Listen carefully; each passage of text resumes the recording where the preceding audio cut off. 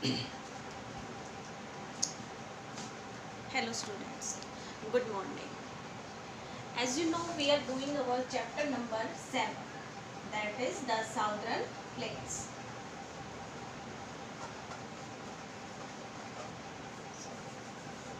Plateaus. First of all, as you know, we do some topics of this chapter already we done. हम already कर चुके हैं इसके कुछ टॉपिक्स. उसमें हमने किया है कि जो साउदर्न प्लेट्यूज है उसको, जो नर्मदा रिवर है, नर्मदा रिवर 2 पार्ट्स में डिवाइड करती है. फर्स्ट है central highlands. First is central highlands. Second है डेक्कन प्लेट्यूज. जैसे हमने देखा जो सेंट्रल हाईलैंड्स थे, these are later divided into 2 parts. First is Malwa plateau and second is Chota Nagpur plate.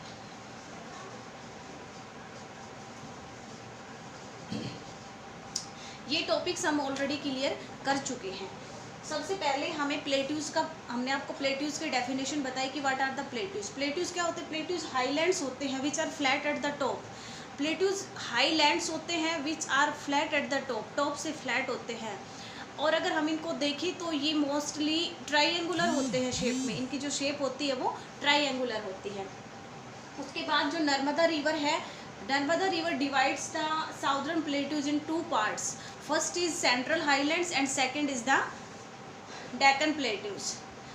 After that, Central Highlands is also divided into 2 parts. First is Malwa Plateau and second is Chota Nagpur Plateau. Malwa Plateaus हैं वो north west direction में अरावली हिल से surrounded है and south east direction में विंध्याचल से surrounded है. उसके बाद जो छोटा नागपुर है वो रिचेस्ट मिनरल प्रोड्यूसिंग रीजन है इंडिया का.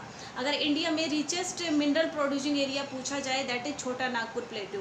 उसके बाद हमने डेक्कन प्लेट्यूज पढ़े थे कि साउथ का जो मोस्ट पार्ट है, most of the southern part is covered by the Deccan plateaus. Deccan plateaus west और ईस्ट में, वेस्ट और ईस्ट डायरेक्शन से वेस्टर्न और ईस्टर्न घाट से सराउंडेड है.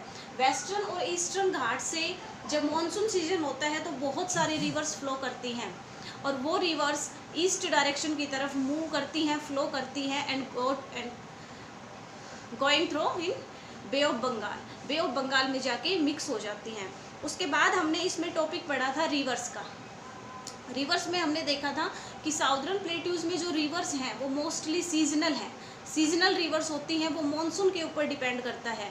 जब रेनफॉल होता है तो उन रिवर्स में वाटर सप्लाई होता है, otherwise there is no water supply in the rivers. Climate के बारे में हमने पढ़ा कि साउदर्न जो प्लेट्यू है उनका क्लाइमेट कैसा होता है.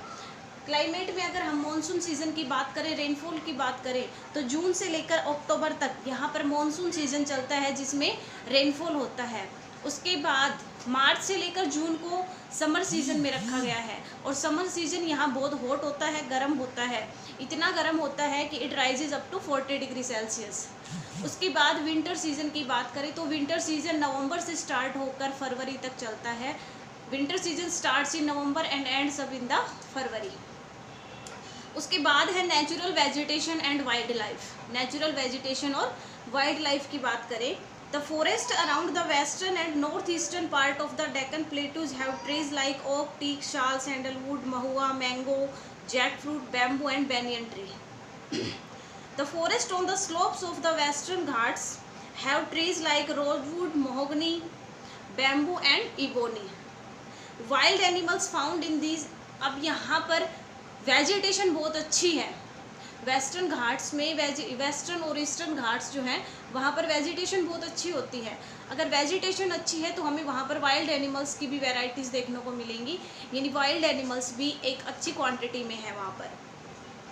जैसे एलिफेंट है, सांभर है, boar, deer, leopard, spotted deer, nilgai, black buck, sloth deer, ये सारे वाइल्ड एनिमल्स हमें यहाँ पर देखने को मिलते हैं.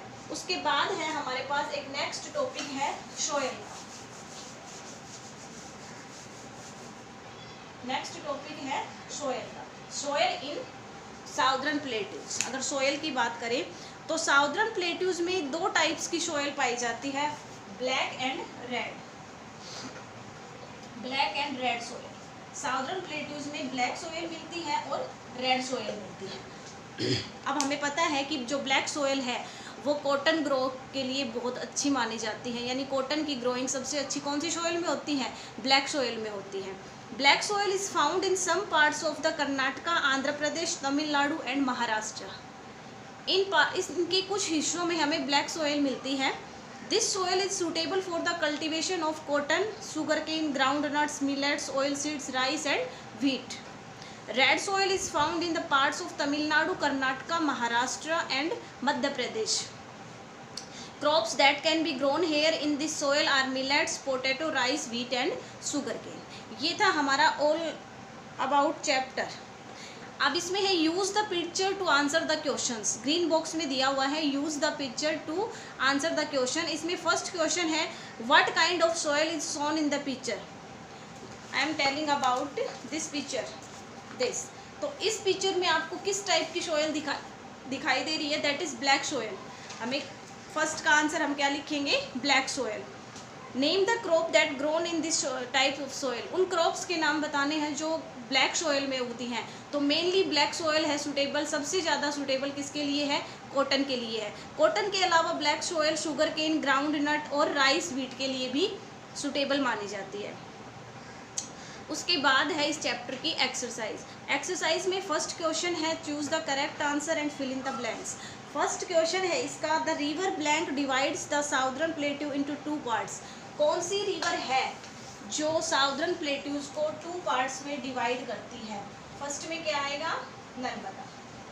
Narmada river divides the southern plateaus in 2 parts, that is central highlands and Deccan plateau. Second question है the Malwa plateau is bound by the in the north west. North west direction में जो मालवा प्लेट्यू है वो किससे सराउंडेड है, अरावली से। और साउथ ईस्ट डायरेक्शन में किससे सराउंडेड है, विंध्याचल से। थर्ड क्वेश्चन है blank and blank are the 2 major type of soil found in the southern plateaus. Southern plateaus में 2 कौन सी टाइप्स मिलती है सॉइल की, ब्लैक और रेड। थर्ड में आंसर आएगा black and red. Fourth question है blank and blank are the rivers which flow westward. कौन कौन सी रिवर्स हैं जो वेस्ट डायरेक्शन की तरफ फ्लो करती हैं, that is Narmada and Tapi. Narmada and Tapi. Fifth question है हमारा the blank plateau is a mineral rich plateau. कौन सा प्लेट्यू है जो मिनरल रिच प्लेट्यू है, दैट इज छोटा नागपुर। छोटा Nagpur is the mineral rich plateau. यानी इंडिया में सबसे ज़्यादा अगर मिनरल रीजन पूछा जाए कि इंडिया का रिचेस्ट मिनरल रीजन कौन सा है, तो हम क्या कहेंगे, छोटा नागपुर प्लेट्यू। उसके बाद है इसमें स्टेट वेदर। उसके बाद है इसमें state whether, these statements are true और फॉल्स। फर्स्ट स्टेटमेंट है a large number of rivers flowing through the southern plateaus are seasonal. कि साउदर्न प्लेट्यूज में फ्लो करने वाली रिवर सीजनल होती हैं, दैट इज ट्रू। सेकेंड है rainfall occurs in the month of December in the Deccan plateaus. कि दिसंबर में साउदर्न प्लेट्यूज में जो मौसम है वो रेनफॉल का होता है, दैट इज फॉल्स। फर्स्ट है false, second also false. Third है black soil is good for cultivation. Black soil cotton की कल्टीवेशन के लिए अच्छा होता है, दैट इज ट्रू। उसके बाद नेक्स्ट है most of the rivers in the southern plateau flow towards north, that is false. Towards east, east की तरफ फ्लो करती हैं, नॉर्थ की तरफ नहीं करती हैं। एंड लास्ट स्टेटमेंट है river Narmada is an important river flowing through the southern plateau. कि रिवर नर्मदा साउदर्न प्लेट्यूज में से फ्लो करने वाली एक इम्पोर्टेंट रिवर है, दैट इज ट्रू। एक्सरसाइज में ही हमारे पास नेक्स्ट है एक क्रॉसवर्ड्स। एक्सरसाइज का नेक्स्ट है क्रॉसवर्ड्स। क्रॉसवर्ड्स में आपको एक टेबल दी हुई है which is on page number 46 page number के ऊपर आपको एक टेबल दी हुई है जिसमें कुछ बॉक्सेस हैं।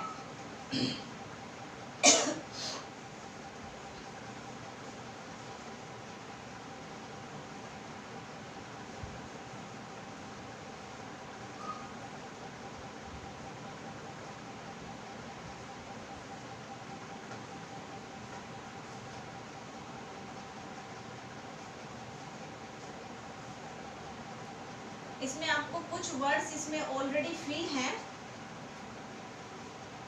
और आपको क्वेश्चंस जो साइड में दिए हुए हैं वो क्वेश्चंस पढ़ने हैं और इनके आंसर राइट करने हैं।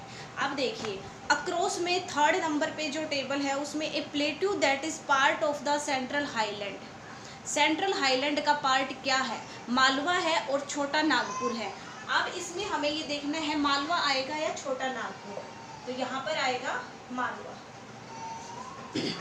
डाउन में है रिवर दैट फ्लोज ईस्टवर्ड, वो रिवर जो ईस्ट डायरेक्शन की तरफ फ्लो करती है दैट इज तापी। 3rd है a river that divides the southern plateau in 2 parts, उस रिवर का नाम लिखना है जो साउदर्न प्लेट्यूज को 2 पार्ट्स में डिवाइड करता है दैट इज नर्मदा। आपको ये क्रॉसवर्ड फिल कर लेना है इसमें से देख के, और फिर भी अगर समझ नहीं आता है तो आप लाइव क्लास में पूछ सकते हो। उसके बाद बचते हैं इसके क्वेश्चंस। क्वेश्चंस में फर्स्ट क्वेश्चन है हमारा name the 2 parts of the southern plateaus. Southern plateaus के 2 पार्ट्स के नाम बताने हैं हमें। तो साउदर्न प्लेट्यू को नर्मदा रिवर 2 पार्ट्स में डिवाइड करता है। फर्स्ट है सेंट्रल हाईलैंड्स एंड सेकंड है डेक्कन प्लेट्यूज।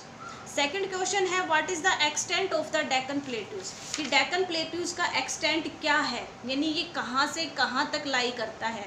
तो डेक्कन प्लेट्यूज में हम लिखेंगे it extends from Satpura hills in the north to Kanyakumari in south.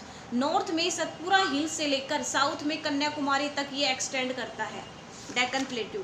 Third question है list 2 important features of the reverse of the Deccan plateau. Deccan plateaus में जो रिवर्स हैं उनकी 2 इम्पोर्टेंट फीचर्स बतानी है हमें।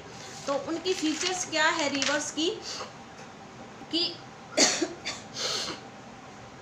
वहाँ जो रिवर्स हैं वो मोस्टली क्या है, सीजनल है। ज़्यादातर रिवर्स क्या है, सीजनल है। Seasonal rivers means which depend on rainfall for water supply. जो रिवर्स वाटर सप्लाई के लिए रेनफॉल पे डिपेंड करती हैं उनको हम कहते हैं सीजनल रिवर्स। उसके बाद इसका सेकंड है कि बहुत जो वेस्टर्न और ईस्टर्न घाट्स हैं वहाँ से बहुत सारी रिवर्स ओरिजिनेट होती हैं और वो रिवर्स ईस्ट डायरेक्शन की तरफ मूव करके कहाँ जाती हैं, बे ऑफ बंगाल में जाती हैं। दक्षिण गंगा, नर्मदा रिवर को दक्षिण गंगा भी कहा जाता है क्योंकि ये साउथ जो इंडिया है उसकी एक इम्पोर्टेंट रिवर है। क्वेश्चन नंबर 4 है describe the climate of southern plateaus. आपको साउदर्न प्लेट्यूज का क्लाइमेट डिस्क्राइब करना है कि वहाँ का मौसम कैसा है। मौसम कैसा है कि जो जून से लेकर अक्टूबर का मौसम है वो कैसा रहता है, मॉनसून का रहता है। मार्च से लेकर जून वहाँ पर समर सीजन रहता है और समर सीजन कैसा रहता है, बहुत गर्म रहता है। उसके बाद नवंबर से लेकर फरवरी तक क्या रहता है, विंटर सीजन। उसके बाद लास्ट है name the crops grown in the black soil. उन क्रॉप्स के नाम लिखने हैं जो ब्लैक सोइल में ग्रो करती है, यानी ब्लैक सोइल में जो क्रॉप्स बोई जाती हैं उनके नाम लिखने हैं। फर्स्ट है कि कॉटन है, शुगर केन है, ग्राउंड नट्स है, ऑयल सीड्स है, व्हीट है और राइस है। ये सारी वो क्रॉप्स हैं जो ब्लैक सोइल में बोई जाती हैं। ये था complete chapter number 7। After this from Monday, अब इसके बाद आपकी क्लास मंडे को आएगी। मंडे से we are going to start revision from chapter number 1। हम चैप्टर नंबर 1 से रिवीजन स्टार्ट करने जा रहे हैं। So students who have pending work of any chapter, जिस बच्चे का जिस भी चैप्टर का पेंडिंग वर्क है वो रिवीजन वर्क में अपने साथ साथ उसको कंप्लीट करता चले। Thank you.